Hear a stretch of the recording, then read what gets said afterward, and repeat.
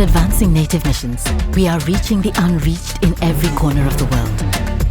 Through local missionaries who already speak the language, understand the culture, and live in the mission field. Because everyone needs the hope of the gospel. Join us and make an eternal impact.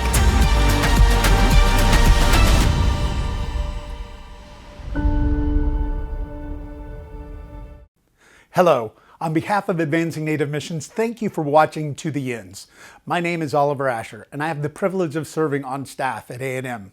As you just saw, Advancing Native Missions exists to take the gospel to every nation on earth. Everything we do is to introduce the lost, unreached, hurting, and forgotten to the eternal hope and love of Jesus Christ. We partner with missionaries in more than 100 countries around the world, like Chandra, who we had the pleasure of interviewing about the film. Welcome, Chandra and Uria. Thank you, Amber. It's such a privilege to have you here with us. Yeah, Yes. we feel so blessed also to be here. Yeah. Yes, such an honor. Now, I want to know, how are you feeling? It's one day before the film launch. What are you thinking? How are you? We are so excited and a bit nervous also because it's the first time in our life. Yes. Yeah. You probably never anticipated you would be on a film like this, did you? Yes, we never anticipated about that.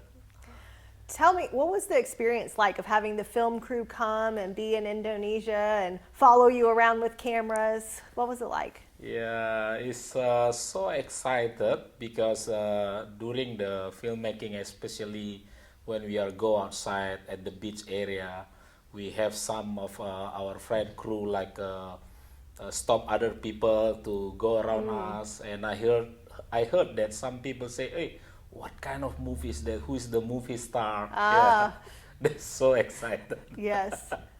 Yes. Well, you all did such a wonderful job of like sharing your story. I think one of the things that really touched me in watching the film was your personal struggles that you went through, because everybody walks through hard times. And I'm wondering, do you have something to say to the person that maybe watched the film and they're walking through feeling isolated or depressed or discouraged? What would you say to them? Yeah, one thing that I want to say to them is sometimes through that valley of struggle, we thought that we are lonely, nobody cares about us, and we keep doing something good for the kingdom, but looks like when this struggle will end. But I just want to encourage that even when you not seeing the answer, not seeing any people cares about you, but keep continue because God is watching you. In His time, you will see the miraculous way will took over all your struggle. At the end, you will have the joy of God in your life and ministry. Yes. Yeah. Yes, sometimes it doesn't happen as fast as we want. Yes, it's that it doesn't like the way that we expect. Yes. Yeah. Yes, you say in the movie, faithfulness takes time. Oh yes. Can you talk a little bit about that? Yeah, because there is another word I believe in English about the faithfulness. It's like I think the word of long suffering. Oh, yes, like Yeah. perseverance, long suffering. Yes. So long suffering is mean for the suffering times it really long. So to prove that you are faithful. Yes. So I've it never takes thought about time. it like that before. That's a good way to put it. Yeah. Yeah. Correct. So how, practically, how do you stay faithful when you walk through these hard times? I ever heard one of my friend when I asked about what is the meaning of how you know that you are faithful. So my friend said, where is your tears the most? So when we are in the ministry in Indonesia, in Bali, through the struggle, there is a lot of tears, and then that's the thing that make us really confident that, okay, this is the calling. We really did what God wants us to do. And since you already poured out all your tears there, don't give up. Because there is a time you will get the answer. So, yeah, keep up the good work. Thank you for sharing that with us. Okay, one of my other favorite parts of the movie was at the very end, there's a scene of your sons helping you in ministry and being part of the ministry. Can you tell us a little bit about your kids and where they're at now and what's going on in their lives? Because we try to be a good example to our kids. So we are not separate them with the ministry. So we let them to know and understand what we really doing. Even they get involved to go to the mission field. So for now, like my eldest son, before he studied in the U.S., he also doing ministry among the teenager. Even go with the teenager for the doing like a short mission trip to another tribe, to another village, and he become like a good encouragement and can sharing the good news to his friend. And my other two kids now is 10 and 12. Since the age of 6, I think, because in our church we have called kids church. So in the kids church, all the kids that get involved, from the usher, playing music, leading the song, even preaching. Wow, So even I though love they, that. even though they preach only 5 minutes, and they really get involved in that. And the wonderful things about our kids is when they get involved in the ministry, they really prepare themselves. Yeah, even though many of my friends uh, telling me that how dare you let the kids to preach, because many times even the adult also they do a wrong they do the mistake to translate the Bible. And I told him that, hey, the kids, they never translate the Bible. Whatever it says, they just preach and they do. And the wonderful things is, even in the school, they try to share the gospel to their friend that non-Christian. Even though my youngest boy always say, hey, Daddy, I love to invite my friend, but the mother doesn't want to send them to the kids' church. And I said, yeah, keep on praying. So for now, I think at least one or two of his friends, the non-believer also, come to the church, see their life, how their life is changed. And I really thank God, even they are get involved in the ministry, very active in the ministry from very young age. And even in the school also, they become the best. Wow. I really thank God for that. That's amazing. Yeah. Okay, so we got to see in the film Indonesia, and it's such a beautiful country, all the scenery, but we also saw the hardship. But what do you want people who watch the film to know about Indonesia? We really want to let all people know about Indonesia. As you know, by the population, yeah, we have about 286 million now, and then there are another 240 million that's still Muslims. So that's why we call as largest Muslim country in the world.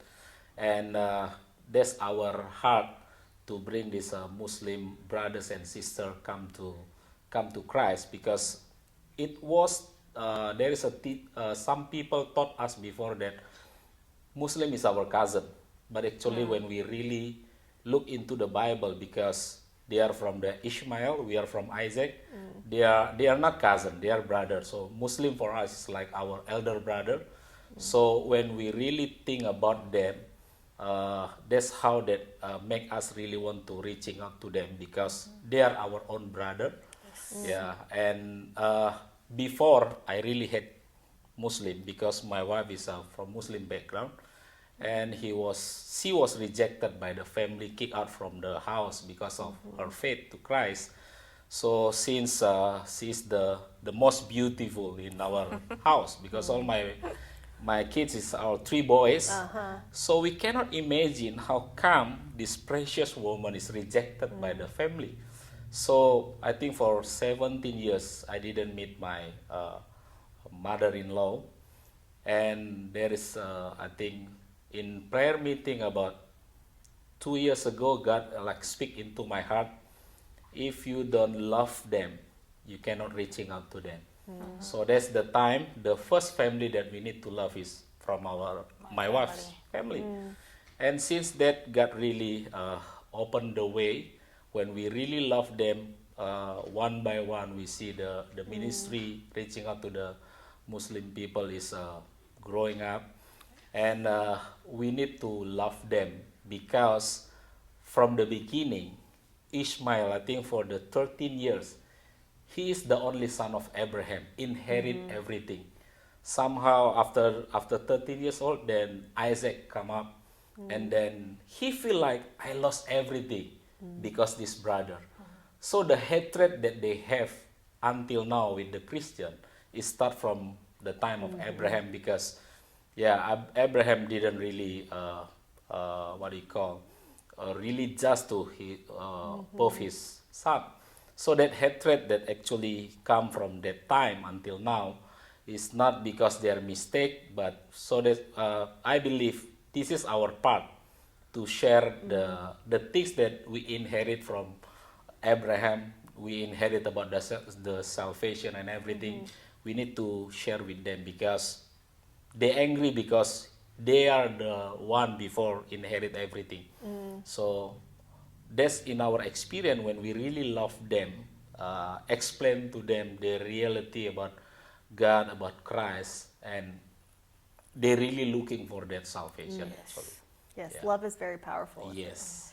So, what would you say to someone who knows they need to love their family or love the people around them, but they don't feel that love? What should they do? Love is not when you know, because it's not about knowledge, it's about your experience.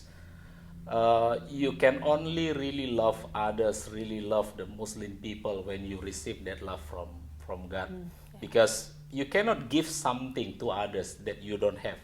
So you really need to receive from Him, then you can share to others. So the first thing that you need to make sure whether you really understand and experience the love of God in your life. You have a vision to plant, is it 1,000 churches Yep. throughout Indonesia? Tell us a little bit about that vision.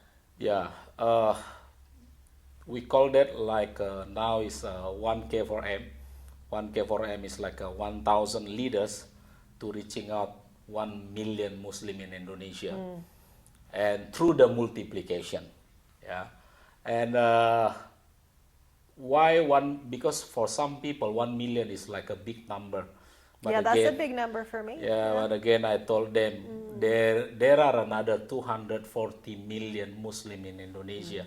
If only today 1 million of them receive Christ, get baptized, it doesn't change the percentage of believers, percentage of population in Indonesia, because 1% out of 240 million is 0.4 something. So it doesn't change the percentage, but at least we do something for the kingdom. And why we can why we have that vision, because 1 million is a big number for just for myself, but when we really reaching out to them, and then we train them become a leaders that produce another leaders, we believe that could be happen, because when we start this vision since I think 1.5 years ago, and we really thank God that last year we managed to bring about 1,226 Muslim to Christ in all over Indonesia, where we have our leaders. So now our focus now to encourage the leader, train them to create more leaders, because we really want to see that Indonesia will have a transformation. If the believer is not growing, not bring any influence, impact in many various area in Indonesia, we can't see the transformation in Indonesia. But when there is a growing of new believers, and they can influence many area of in Indonesia, we believe the transformation could be happen. Because since the first time I get involved in mission, I think 25 years ago, the percentage of believers in Indonesia by percent is not growing, even though by the number is growing, because the growing of a people is a lot more compared to the growing of believers. I see. Yeah. So the population is growing faster than the church is Yes. growing. Yes. Can you tell us a little bit about the challenges that you and leaders in Indonesia, church leaders, are facing? Yeah, there is a lot of challenging that we facing. First is like, as you know, in a Muslim country, there is a lot of persecution. Uh, so that's why in our team there is a department we call as a legal department that will help our leaders when they're facing like some case with the Muslim people like. Recently, I think a month ago, one of leaders also caught by the police. But that's what we really train them not to use social media widely, because whatever he says through the social media caught by others and then report to the police, then they get caught. Yeah, there is a persecution, and there is a lack of what do you call a lack of leaders that really want to get involved in the mission, because mission is not the ministry that you dream of. Yeah, the easiest way, you work in the church, then you get salary and etc. But in the missions, yeah, some people doesn't really pay attention to the mission because it costs your life, it costs your money, it costs everything in your life. But when you have love, it forces you. Love is the one who lead you to reaching out to them. Yeah. So most of the people watching this interview are going to be in the American church. What do you want to say to them about what difference can the American church make in Indonesia? What can we do? Yeah. The first thing that you can pray for Indonesian churches, pastors, and missionary in Indonesia, because the life of a Christian in America with Indonesia is totally different. You are very freely to do everything here, but it's not like in Indonesia. Even in our area in Bali, known as a tourist area, our church been twice get closed by the government because we have no license. The time we ask for the license, they don't give because they said you are a minority here. And we found out that when you really growing with a lot of number of people, it will reduce the persecution. So you can pray that all the ministry in Indonesia could grow in number, because like our church, when we still 70, 80 people, that's the time they close our church. But when we are growing now, about 1,200 people, even the politician also come to our church, yeah, because they need our vote and everything.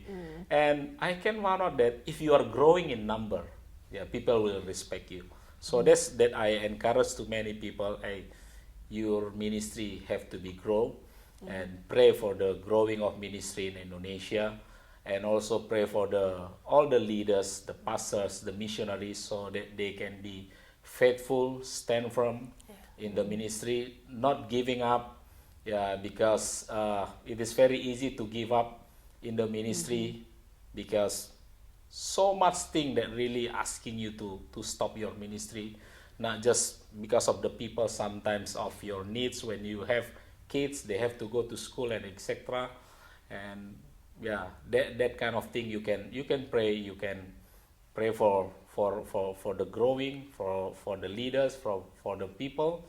And we pray also that more real believers will get involved in the politics, so that they can change the direction of the law and everything. And yeah, in any way you can support the churches in Indonesia, and if God's allow, you can come and see how exactly the churches, the ministry in Indonesia. Well, is there anything else you want to share? Yeah, the last thing that I want to share is I've been in this ministry for now going to be 26 years, since I was single until I get married with 3 boys. And it's not easy.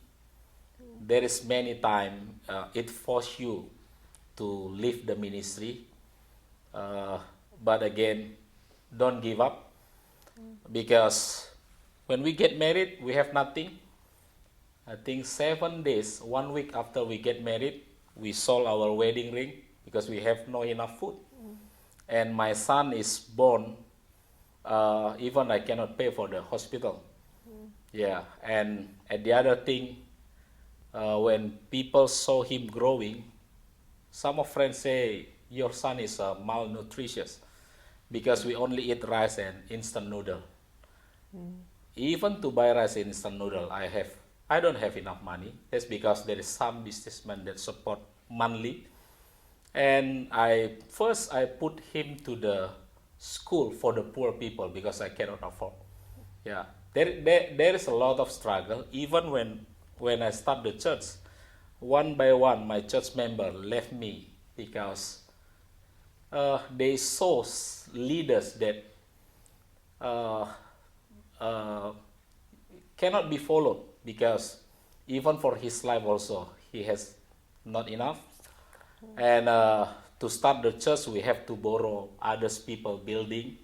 Yeah, so even the motorcycle also we don't have. We have nothing. So to feed ourselves, sometimes we really have to go to the people's house during the mealtime because Indonesia people, they are very friendly, they're very hospitable.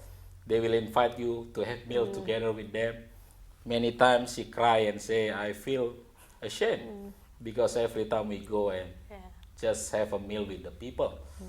I also many times want to give up, but again, don't give up. I'm not give up at that time because I also don't know where to go. Because the ministry the only thing that I could do.